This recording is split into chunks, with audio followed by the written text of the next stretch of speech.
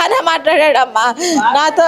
అంటే బాధ అంటే పక్కన ఫ్రీగా మాట్లాడలేదు, పక్కన ఉండారమ్మా వాళ్ళు, పక్కన ఉండి బెదిరించినట్టుంటే నాకెళ్ళి చూసి మళ్ళీ చేస్తానమ్మా అన్నాడు. రోజు నవ్వుతా మాట్లాడేవాడమ్మా, నేను బిర్యానీ తిన్నాను మళ్ళీ చేస్తానమ్మా, నీకు మళ్ళీ చేస్తాను నువ్వు తింటావా అనేవాడు. మళ్ళీ చేస్తానమ్మా అన్నాడు. బాగా చదువుకోనా అంటే పక్కన వాళ్ళు మాటను పడుతున్నాయి నాకు.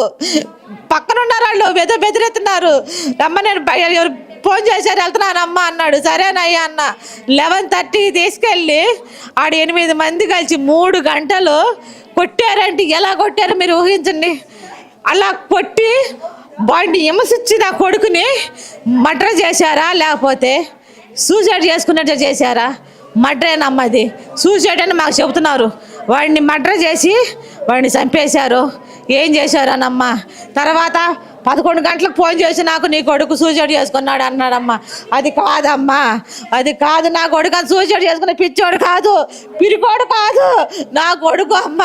ధైర్యం కల్లాడు, నలుగురు చెప్పే నా కొడుకు అమ్మ. ఏదన్నా బాధ అయితే అమ్మ నాకు ఈ బాధని ఎమ్మడే చెప్తాడు. ఇక్కడ గొడవ జరిగిందమ్మా అని. ఆ రోజు ఎవరో పుట్టినరోజు అయితే ఫంక్షన్ చేశాడమ్మా, ఫంక్షన్ చేశారు. అక్కడ ఏమైనా గొడవలు పెట్టుకున్నారు. ఆ రోజు 10:30కి బిర్యానీ తింటున్నారు, పక్కనే ఉన్నారమ్మ వాళ్ళు. నేను ఊహించాను కానీ నా కొడుకు మటుకి అమ్మ అని చూశాడు కానీ నాతో కరెక్ట్ మాట్లాడలేదమ్మ నా కొడుకు. అప్పుడప్పుడు తిన్నాక తీసుకుపోయారు బాధ అక్కడికి రూమ్కి. తిన్నాక రూమ్ తీసుకెళ్ళి 3 గంటలకు కొట్టి